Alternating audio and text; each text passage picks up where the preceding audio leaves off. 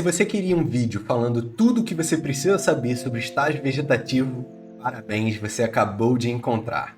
Seja bem-vindo ao Guia de Cultivo da Cultilite, parte 6, início ao fim. E cara, hoje vai ser uma das aulas mais completas que a gente já fez, falando tudo sobre a vega. Vamos falar um pouco da teoria, o que é o estágio vegetativo, o que acontece de fato nesse estágio. Depois vamos falar de número de plantas por metro quadrado, incluindo minha opinião pessoal nesse tema.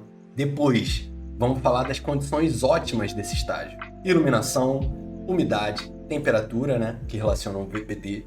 Depois, galera, a gente já vai entrar mais nos tipos de cultivo. Vamos falar de fertilização para o mineral e frequência de rega para o mineral. Também vamos falar de fertilização e frequência de rega para o orgânico, super solo. Depois, já vamos cair na prática da vega, que é o quê? As técnicas, cara. Quais técnicas que a gente usa para otimizar a estrutura das plantas? A gente vai falar de 3 aqui, que é o topping, LST e o Scrog, que é basicamente o que eu faço. Também vamos falar do transplante, por que fazer e quando fazer. E cultivo à prova de pragas, cara. Então, vocês têm noção que hoje é um vídeo bem grande, bem completo, bem complexo também. Então fica comigo, já deixa o like, já se inscreve, já acende aquele e simbora que hoje a aula tá top. Então vamos lá, galera. Tô aqui com os tópicos, cara. Basicamente tudo que a gente falou agora há pouco. Então já vamos dar start, que eu não quero demorar. Introduçãozinha de leve. Simbora! Galera, antes da gente entrar no vídeo, gosto sempre de lembrar, Cultilite é uma loja, cara. É minha loja. Então, pô, quer dar uma moral, tá precisando de equipe, iluminação, estufa, exaustor, fio de carvão, tudo isso, galera, a gente tem lá. Também temos um blog, cara, com mais de 70 textos. Se você prefere ler, se você prefere aprender ali devagarzinho, ou se você quer também um e-book mostrando todo esse processo, a gente também já tem escrito e é grátis, cara, é só clicar e baixar. E se você não tá ligado também, a gente tem uma comunidade no Telegram, cara. Essa foto tá até desatualizada, porque atualmente somos 3.000 membros. Então, pô, tá com dúvida? Cola lá. Lá também tem muito cupom de desconto, então fica ligado, fica ligado. E se você não tá ligado em quem sou eu sou o Cadu, cara, sou engenheiro de produção, formado na Universidade Federal Fluminense, UF. Sou paciente medicinal desde 2016, tenho meu habeas corpus desde 2020, sou pesquisador canábico, fundador da Cultilite e apaixonado pelo tema. Apaixonado. Então, bora! Galera, o que é o estágio vegetativo? Assim, na teoria. Na teoria, o estágio vegetativo é quando a planta acabou de sair do estágio de muda.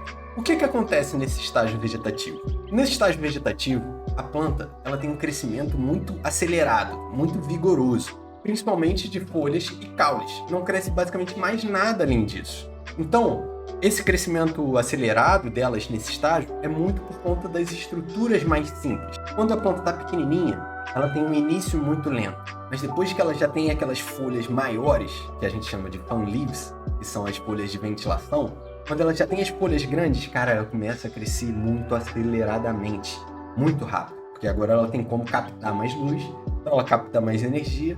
Então, o estágio de muda é um pouco lentinho o crescimento, mas quando ela chega na vega com as folhas grandes, cara, elas disparam. Principalmente lá depois do 4º nudo. Nesse estágio, as plantas vão estar pegando 18 horas de luz, 6 horas de escuro. E nesse estágio também, galera, as plantas têm uma alta taxa de recuperação, então elas conseguem se recuperar bem. Caso tenha algum estresse, elas conseguem se recuperar. Nessa fase aqui, elas são suscetíveis a erros, mas na floração não serão. Na floração, os erros são muito danosos. Então, atenção perante erros em ambas as fases, mas nessa fase é um pouco menos crítico. Então, galera, já vamos falar de número de plantas. Cara, eu inclusive até coloquei aqui, eu tenho um vídeo que eu analisei número de plantas muito mais profundamente, vendo 2 artigos científicos, comparando 2 artigos científicos para chegar na recomendação. A minha recomendação é 6 plantas por metro quadrado. E como a gente chega nesse número? Esse é o número ótimo. Pô, porque a gente sempre vê, né? Sempre vai chegar alguém. Pô, mas aí você só cultiva planta pequena. E eu tenho plantas gigantes. Uma planta por metro quadrado. Galera, funciona. Funciona. Você tem uma planta por metro quadrado, funciona. Você pode ter 20 plantas pequenas no metro quadrado, também funciona. São técnicas de cultivo diferentes. Então, o que eu tiro daqui como Cadu, como engenheiro de produção? cada uma das técnicas tem seus prós e tem seus contras. Por exemplo, você ter plantas gigantes, qual é o pró disso? Pô, é uma planta só, é mais fácil de cuidar.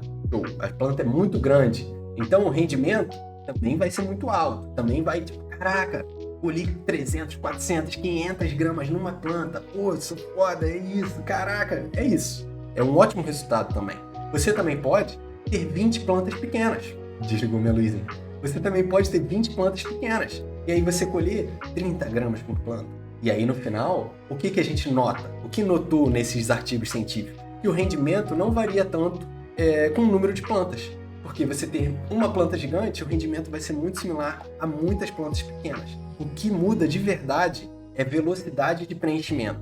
Uma planta, para crescer e preencher toda aquela estufa, cara, ela vai precisar de muito tempo.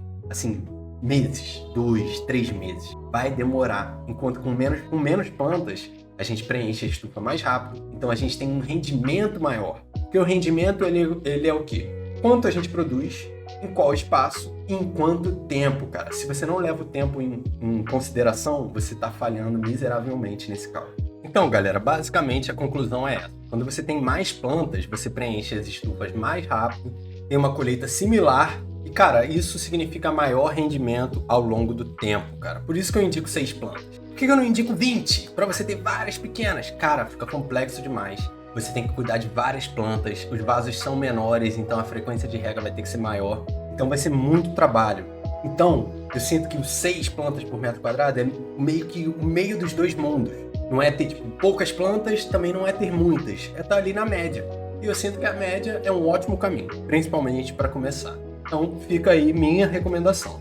Aqui ó, eu mostrei uma planta gigante, né, que é o Scrog. Cara, uma planta por metro quadrado. Cara, isso é doido. Isso é doido. Eu já fiz isso e eu senti exatamente isso, cara. Eu senti que o tempo de vega foi muito grande. Muito, muito, muito grande. Com 4 plantas, eu teria tido um resultado melhor e mais rápido. Então, simbora. Então, galera, o link vai ficar aí na descrição para quem quiser ver os 2 artigos, a análise que eu fiz, mais completa sobre o número de plantas, está lá. Galera, vamos novamente falar sobre as condições ótimas, principalmente iluminação. Eu trouxe essa plantinha aqui para vocês verem o que vocês não querem ter. Uma planta que é simplesmente um único nodo. Cara, é um único ramo aqui, cara. É basicamente um galho para cima que sobe eternamente. Por que esse tipo de planta aqui é algo ruim, que a gente não deseja? Porque, cara, quando a gente está num indoor, cultivando dentro de casa, aonde que bate mais luz? É no topo. Quando você cai muito, cara, não vai bater luz ali. Então, essa parte de baixo aqui não vai ser produtiva. Não vai, simplesmente não vai. Porque pega pouca luz, então o rendimento vai ser mais baixo. São as áreas sombreadas da planta. Por isso que a gente treina. Por isso que a gente treina as plantas. Porque a gente não quer ter esses ramos únicos, que são muito altos, espichados e não tem estrutura nenhuma. A gente quer ter plantas diferentes. E a gente vai falar muito de treinamento daqui pra frente, mas eu preciso que vocês entendam o porquê que a gente está treinando as plantas, né? O porquê por trás de todas essas técnicas. É simplesmente para a gente ter um formato melhor e assim, todos os ramos vão pegar uma alta quantidade de luz, um alto ppfd e aí vão render. Porque se não bate luz, cara, o rendimento vai ser baixo. Baixo. Na Vega, a gente está pensando em ter um ppfd de 400 a 600 mol. Cadu, não sei medir. Photone, aplicativo no celular. Toma, é isso. Então, ó, o que é mais importante aqui, galera? O mais importante é a gente fazer o controle do canopy. Canopy, que é a tradução em português, é do céu. Só que, mano, nunca vi ninguém falando do céu. Todo mundo fala canopy. O que é o canopy? Imagina uma linha imaginária, tipo essa vermelhinha aqui que eu coloquei. Cara, nota como todos os topos aqui dessa planta, que tá nesse scrog, estão todos na mesma altura. É isso que a gente quer. Todos esses topos aqui vão estar pegando basicamente a mesma intensidade luminosa. Uma intensidade luminosa alta. Por exemplo, essa foto da direita que eu peguei na internet. Cara, nota como tem uma planta que é muito maior que todo o resto. Então o que acontece? O painel tem que subir, no caso a lâmpada de HPS tem que ficar mais alta ainda, porque senão vai queimar essas que estão altas. Então, cada vez mais, a planta que está mais de baixo vai pegar menos luz. E cara, a altura impacta muito na quantidade de ppfd, porque a altura escala com o quadrado da distância. O ppfd escala com o quadrado da distância. Se você, por exemplo, duplicou a distância, a altura do painel, cara, sua intensidade luminosa caiu 4 vezes. Então, galera, basicamente funciona assim, essa questão de altura e PPFD. A gente falou bastante disso na primeira aula. Mas, por exemplo, se você duplica a distância, duplica a altura, cara, caem 4 vezes a sua intensidade luminosa. Então, a gente quer trabalhar com os painéis perto. Então, a gente não quer ter uma planta espichando que vai atrapalhar a absorção de luz de todas as outras. Vai atrapalhar muito. Então, é um erro nosso não ter esse canopy certinho. Outras coisas que a gente tem que manter em condições ótimas. Galera, isso aqui é para sempre. A gente vai fazer um desse para Vega, um desse para Flora, um desse para Muda. Então, ó, a gente quer manter o PPFD aqui dentro do verdinho, cara. Dentro do verdinho. Então, o resumo seria isso. Temperatura e umidade. 30 graus, 74% de umidade. 27 graus, 70% de umidade. Assim, cara. É isso aqui. Você tem que estar nessas faixas. Show? Que aí é gol. Vai estar certo. Sua planta vai crescer otimizada. E você pode notar, por exemplo, pô, Cadu, eu notei aqui, ó, que se tá 30 graus, aqui tá recomendando 80% de umidade, mas você tá recomendando 74%. Por que isso acontece? Então, porque aqui a gente leva em conta o quê? A temperatura do ar. Só que a temperatura da folha, se a gente está trabalhando com LED, é cerca de 2 centímetros mais baixa que a temperatura do ar. Então, por exemplo, tá 30 graus de temperatura, mas a da folha deve estar 28. A gente tem que colocar a da folha aqui. Aí você vai notar, ó, 75% de umidade. Igual eu recomendei aqui. Então, essa minha recomendação é um resuminho. Pode usar ela. Galera, vamos falar agora de fertilização. Caraca, essa minha imagem ficou muito low quality. Pô, peço desculpas por isso. Então vamos lá. Pro mineral, cara, a gente vai usar a mesma receita que eu passei no estágio de muda. É a mesma receita. Ó, essa é a receita de Vega aqui, a receita base, 100% concentrada. Só que, cara, a gente vai usar ela um pouquinho mais concentrada do que a gente usava quando ela era muda. Porque assim, cara, no mineral, quanto maior a planta tá, mais nutrientes ela vai precisar. É isso. Então você começa com um SC de 0,8 e vai subindo até 1,6. O pH fica ali entre 6,1 e 6,3. E o SC, cara, você vai subindo sempre de pouco em pouco. Pô, tô 0,8, caraca, as plantas estão adorando. Vou testar o 0,9, faz na próxima testa. Vai sempre aumentando de pouco em pouco. Nunca passa de um SC muito baixo para um muito alto do nada, sacou? Aqui eu coloquei uma receita com SC de 1,2, que no caso seria a média, né, aqui, para vocês terem uma ideia de como fica a receita em termos de gramas por litro de cada um dos fertilizantes. Isso aqui é uma tabela que eu fiz, cara, que você coloca o SC aqui embaixo. É basicamente uma tabelinha de regras 3, né? Mas você coloca o SC aqui embaixo que você deseja e ele calcula quais quantidades de fertilizante que você tem que colocar. Pô, isso é muito top. E aí também converte para ppm, caso você trabalhe com ppm. Eu gosto de trabalhar com SC, porque eu sinto que é a medida universal. Então eu também consigo conversar com os gringos e absorver materiais internacionais. Eles usam mais o SC. E a frequência de rega para o mineral, Cadu? Frequência de rega é diária. Todo dia, 2 horas após iniciar o fotoperíodo, você vai regar até que tenha um runoff, que é a água de escoamento, de 10 a 20%. Toda a rega. Isso no mineral. Na fibra de coco, galera. Isso é só na fibra de coco. Só na fibra de coco. Já teve 1000 perguntas, mas esse meu estilo de cultivo, eu estou falando sobre mineral na fibra de coco. Não envolve turfa, não envolve Carolina Soil. Galera, é diferente. É diferente. Esse é o método para fibra de coco, que é o que eu recomendo. Ela tem o mesmo preço do que todos esses substratos que vocês querem utilizar. Só que todos esses substratos, cara, eles são muito piores e muito mais propensos a erro. Use a fibra de coco. É muito bom. Eu não conheço ninguém que testou a fibra de coco e não gosta, sacou? Se vai fazendo mineral, dessa forma que eu estou ensinando, usa a fibra de coco que vai dar certo. Show? E aqui eu mostrei uma foto, ó, medindo o runoff, cara. Por quê? Semanalmente, você vai coletar essa água de escoamento aqui e vai medir quanto que está saindo aqui nessa água. Isso é um fator muito importante para a gente ter uma noção de saúde da planta, beleza? Porque, por exemplo, pô, eu tô regando com 1000 ppm, vou falar em ppm para ficar mais fácil. Tô regando com 1000 ppm. Caraca, na água de saída tá saindo 1500. Tá rolando um acúmulo, porque a saída deveria ser muito próxima da entrada. Então tá acumulando. Nesses casos, notou acúmulo? Rega muito mais com a mesma água de entrada, não é água pura.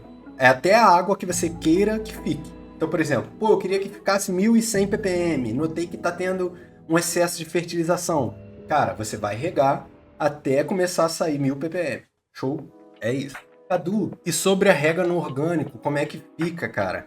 A rega no orgânico, cara, ela tem que ser lenta. A rega do orgânico, ela é a alma da parada. Você só vai mandar bem no cultivo orgânico se você prestar atenção na rega, cara. É basicamente, sendo bem honesto com você, é basicamente a única coisa que você tem que se importar muito, cara. Por quê?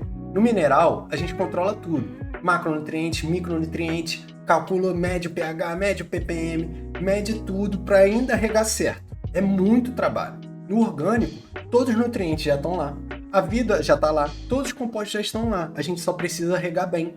E por que regar é tão importante, cara? Porque se você rega rápido, você pegar, tem que regar 2 litros, joga 2 litros lá de uma vez, cara, vai escorrer tudo muito rápido, cara. Vai tudo pro fundo, vai vazar muita água.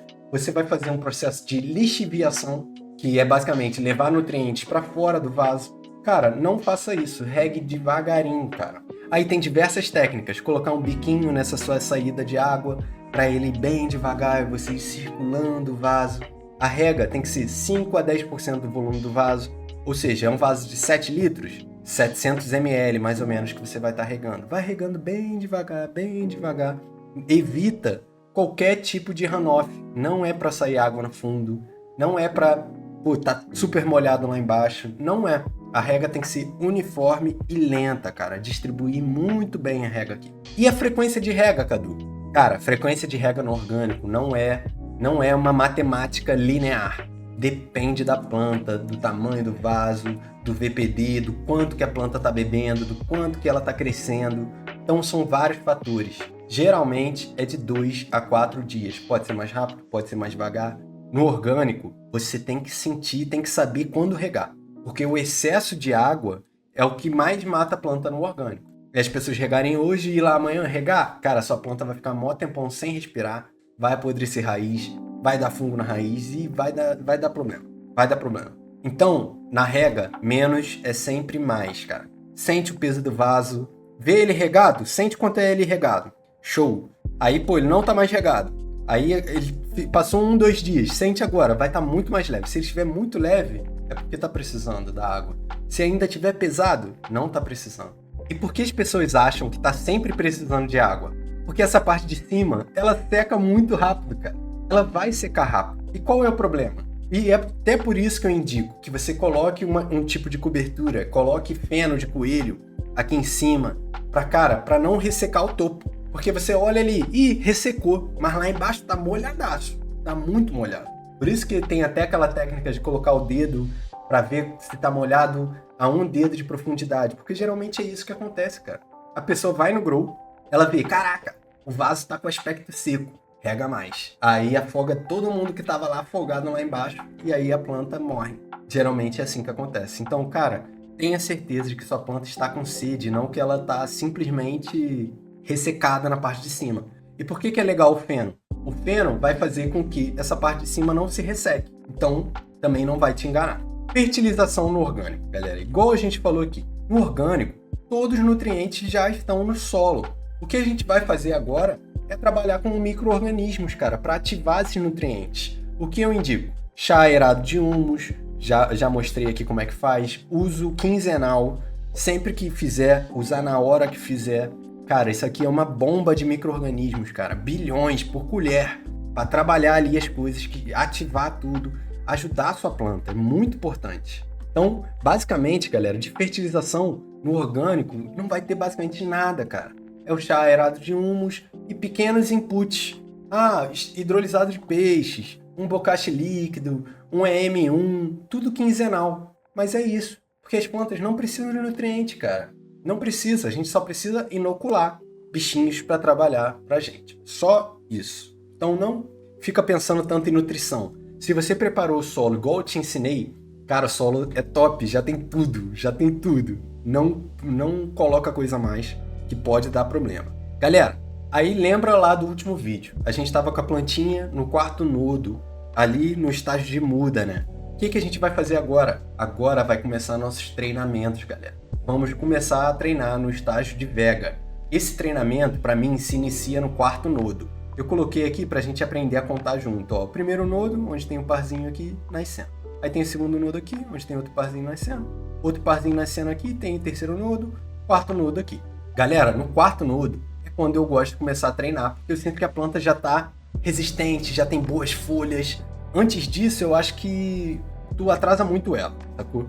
Então, o que é a poda top que a gente vai fazer aqui? A gente vai pegar essa plantinha aqui, ó, e a gente vai cortar essa parte. Ou, quando a gente fez esse corte aqui, cara, vão nascer 2 outros ramos.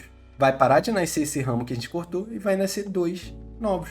Essa que é a magia do top. Então, a gente vai pegar uma planta que antes era assim e vamos começar a botar mais ramos. Então, antes era assim, agora vai ter 2. Desses 2, a gente quer que saiam 4. E desses 4, aí a gente já nem precisa mais podar. Porque aí a planta já vai crescer os próprios ramos, que vai pegar luz nos ramos mais de dentro. E aí, cara, ninguém controla mais ela. Ela já tá com uma estrutura ótima. Então, a gente não vai trabalhar com planta assim. A gente vai trabalhar com plantas mais assim, ó, com muita estrutura. E sem ter nenhum tipo de técnica doida. Então, ó, aqui, ó, os dois novos ramos saindo depois da poda top. Pô, isso é muito maneiro. E aí, ó, tá saindo 2 novos, mas nota, os 2 de baixo, enquanto cortou esse primeiro aqui, os 2 aqui de baixo já estão pegando luz e crescendo também. Então tu faz uma poda, tu ganha 2 novos ramos. Os 2 de baixo rapidamente acompanham, você tá com 4. É assim, essa é a build. Galera, mais ou menos nessa mesma etapa que a gente faz a primeira poda, ou alguns dias depois, é quando vai chegar o momento do nosso primeiro transplante. Eu gostei muito dessa imagem aqui, achei lá no Spliff Seeds, não sei direito o que é, mas eu gostei da ilustração. E muita gente só quer germinar no vaso final para ter um trabalho a menos. Ah, para que eu vou transplantar se eu posso plantar no vaso final? Galera, você pode plantar no vaso final. Show! Mas nota, como suas raízes provavelmente vão ficar? Elas não vão ter um melhor aproveitamento do vaso como um todo, cara. Quando você planta ela e aí você transplanta para um maior, cara, pô, as raízes, elas ficam muito melhores, cara. Muito melhores. E também é um bom momento, quando a gente está aqui com as raízes, ó, para passar umas micorrizas, para inocular mais coisa quando a gente fizer esse transplante. E, pô, para uma muda, é bem melhor ela começar num vaso do tamanho dela. Diminui as chances dela se afogar e acelera o crescimento inicial dela. Porque se você colocar uma muda num vaso muito grande, cara, a primeira coisa que a planta tenta fazer, basicamente, é crescer basicamente até o fundo do vaso. Então, cara, antes de começar a se abrir. Então, essa raiz vai demorar muito para começar a se abrir. Então, ela fica mais devagar quando você coloca ela num vaso muito grande. Germina ela num vaso muito grande. Sendo que fazer o transplante é muito bom. Aí, show. O transplante, cara, se você faz ele do jeito certo e tá no momento certo para a planta também, que isso é importante, ele é muito fácil, cara. Por quê? É basicamente o quê? Você vai apalpar o vaso, o copinho, e, cara, se ela tiver enraizada assim, ela vai sair na maior tranquilidade. Algumas dicas. Pô, acho que tá no momento de transplantar. Não rega, então. Um dia. Porque ela, quando você transplanta ela com ela seca, é mais fácil. Show? E também, nesse momento de transplante, é um bom momento para você o quê? Tirar algumas folhas mortinhas que estão lá embaixo, que não pegam luz, inocular micorrizas e outros micro-organismos. Então, cara, você colocar a micorriza direto na raiz é muito maneiro, cara. É muito maneiro. Eu sinto que dá um buff legal. Enquanto você só transplanta no vaso final, você perde várias oportunidades, né? Então, ó, um bom sinal de que está no momento do transplante é quando quando as plantas já estão maiores, tanto verticalmente para cima, quanto horizontalmente do que o vaso. É um sinal.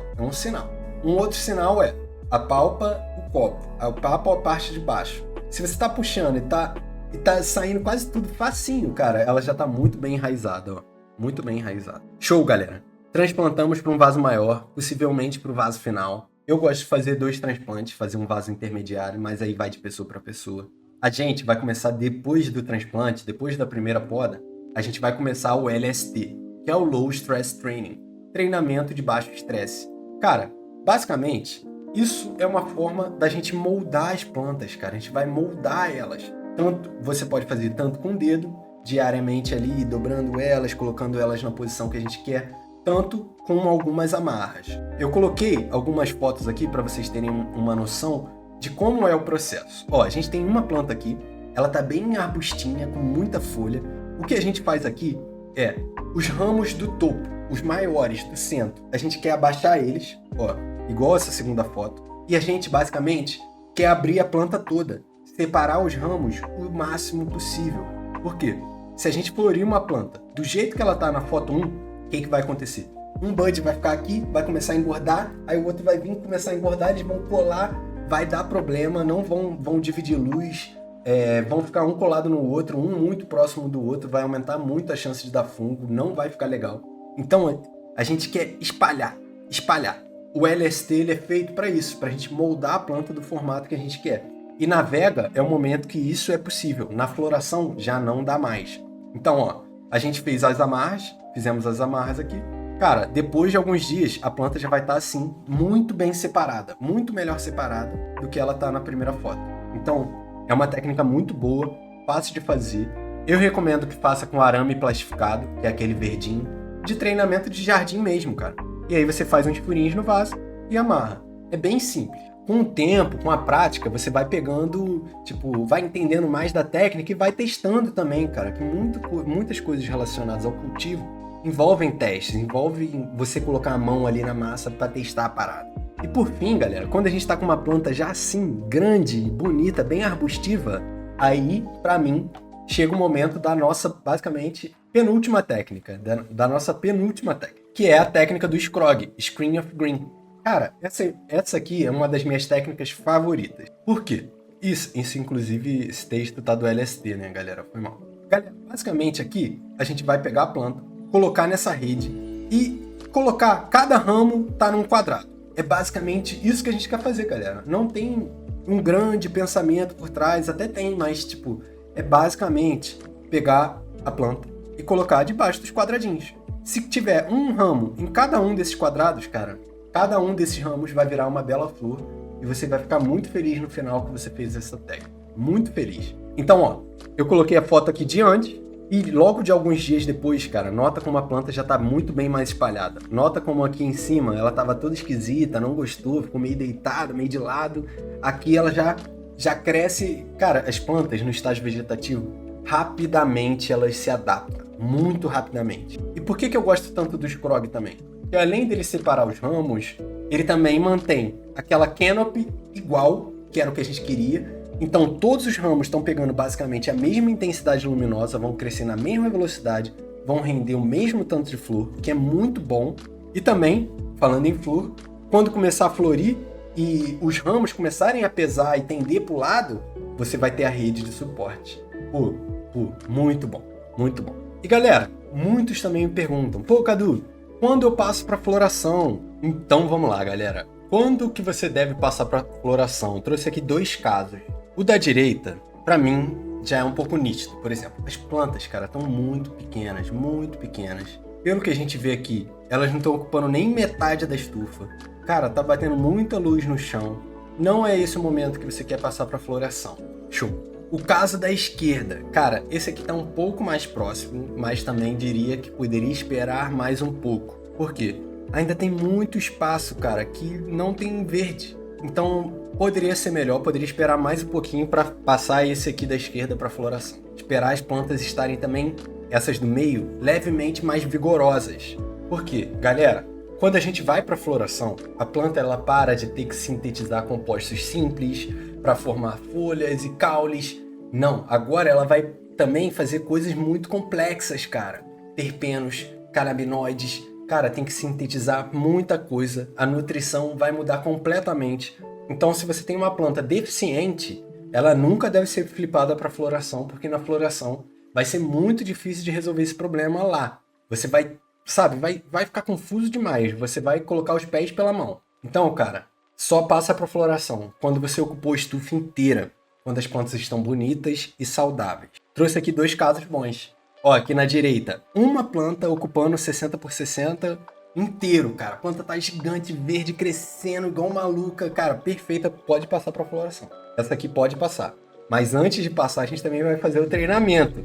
É o treinamento lollipopping, antes de passar para floração.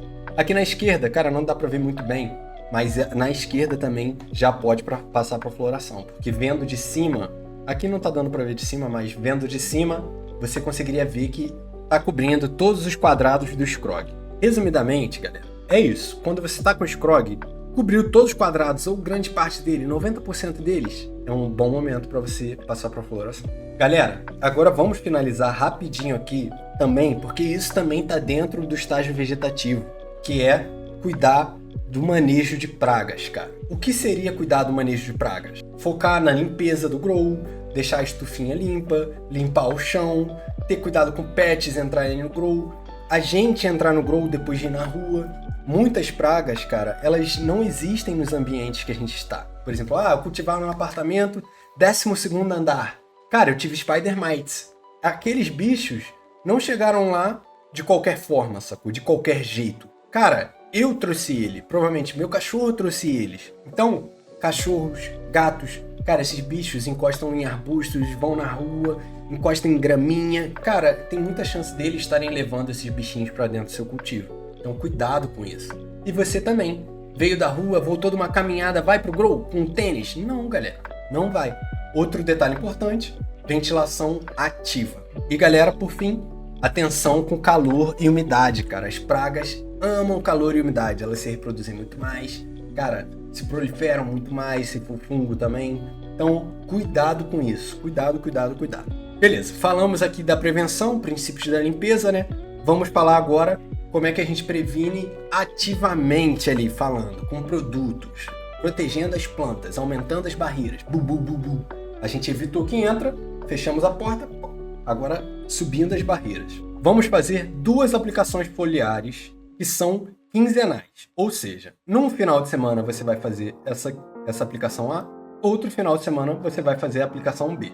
Aplicação A, cara, essa aqui é fixa, não muda. Óleo de andiroba com silicato de potássio. Cara, isso aqui é para qualquer inseto, pulgão, ácaro, qualquer bichinho que se mexe. Vai odiar essa combinação. Odiar, odiar, odiar. Show. Então a gente está prevenindo um tipo de problema que a gente pode ter com essa combinação. Show. A segunda combinação será ou tricoderma, ou bacillus subtilis, ou EM5, ou bocashi líquido. Esses aqui, cara, eles são micro-organismos benéficos, ou cheio deles, micro-organismos eficientes, eficazes, benéficos, que estão ali para auxiliar as plantas. Isso aqui vai prevenir a formação de fungos e bactérias que são maléficos, que causam mal. Por quê?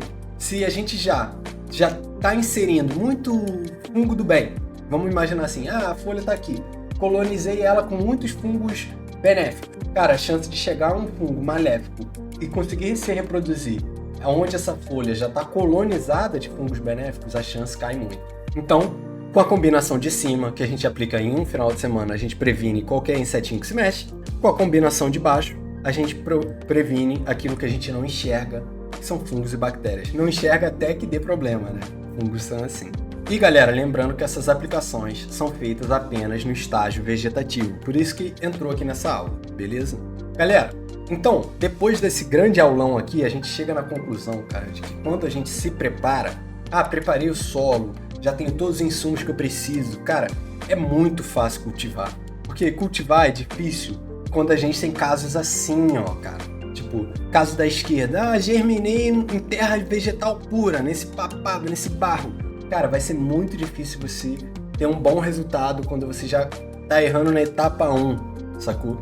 E outra coisa, tô cultivando com substrato aleatório do jardim. Cara, vai ser muito difícil ter um bom resultado quando você tá cultivando com um substrato aleatório que não sabe o que tem, que não sabe como conserta, que aí toda semana dá um problema, que aí algumas plantas crescem, outras ficam pequenas e fica tudo estranho demais. Galera, tem que seguir o método. Cultivar é difícil quando você não está preparado, quando você não está estudado. Quando você começa bem, segue um método, segue receitas, cara, é muito difícil dar errado. Esse foi Por isso que a gente quis preparar esse guia, né, cara? Pra dar um método e ajudar vocês do início até o final. E, cara, vocês também devem ter notado que a gente falou da vega do início até o final e não teve nenhuma técnica doida. Porque, de fato, não tem, cara. É uma planta, assim como qualquer outra. Então, a gente não vai fazer técnicas mágicas, não existe aquele segredo mágico que você coloca, a sua planta vai brilhar. Cara, isso aí é tudo marketing, saca? Cultivar é sobre você... imagina uma escada de 100 degraus. Pra mim, cultivar, eu vejo assim, uma escada de 100 degraus. Cada pequeno acerto é um degrau. Cada pequeno acerto é um degrau. E você vai acertando rega a rega, semana a semana e tem resultado bom no final. Não existe uma coisa mágica que você coloca e que vai passar suas plantas da água pro vinho. Não existe. Então não acredita nesse tipo de coisa, cara. Feijão com arroz, o básico, muito bem feito, vai te levar muito longe. E galera, a próxima aula será a última aula do aulão, cara. A última aula. Falaremos tudo sobre floração. Passando para floração, da vega para floração, esse flipping, né? Que a gente vai fazer algumas técnicas aqui, que é o lollipopping. Vamos seguir mais algumas técnicas de defoliação na floração. Mas vocês vão ver que não é nada demais. Por fim, vou mostrar quando e como colher. Também vou falar, não anotei aqui, mas sobre fertilização no final da floração. Como é que a gente substitui o flush, como é que a gente vai fazer, etc e tal. Como realizar a secagem e, por fim, a cura. Galera, tá curtindo o guia? Tá curtindo todo esse conteúdo, cara? Pô, que dá muito trabalho de fazer. Comenta aí embaixo, cara. Comenta se você chegou até aqui. Comenta Vega 92. Quem lembra desse é brabo, hein? Vega 92 não tem jeito. Então, galera, agradeço demais que vocês ficaram até aqui comigo. Pô, deixa o like, se inscreve, que 70% de vocês não são inscritos, cara. Pô, isso é um absurdo pra mim, porque dá muito trabalho. Então, gostou? Deixa o like, aperta o sininho e tamo junto, já é. Quer ajudar a gente mais ainda? Manda os vídeos para algum amigo, para ele começar a cultivar também. Desbloqueie esse pensamento na cabeça dele. É possível cultivar, é possível ter bons resultados com coisas simples e é possível já ter um bom resultado logo de cara, cara. É possível também se livrar. Então, vamos que vamos. Tamo junto. Abraço do Cadu e bom cultivo pra geral. Valeu! Pô, cortei o cabelo no meio do vídeo.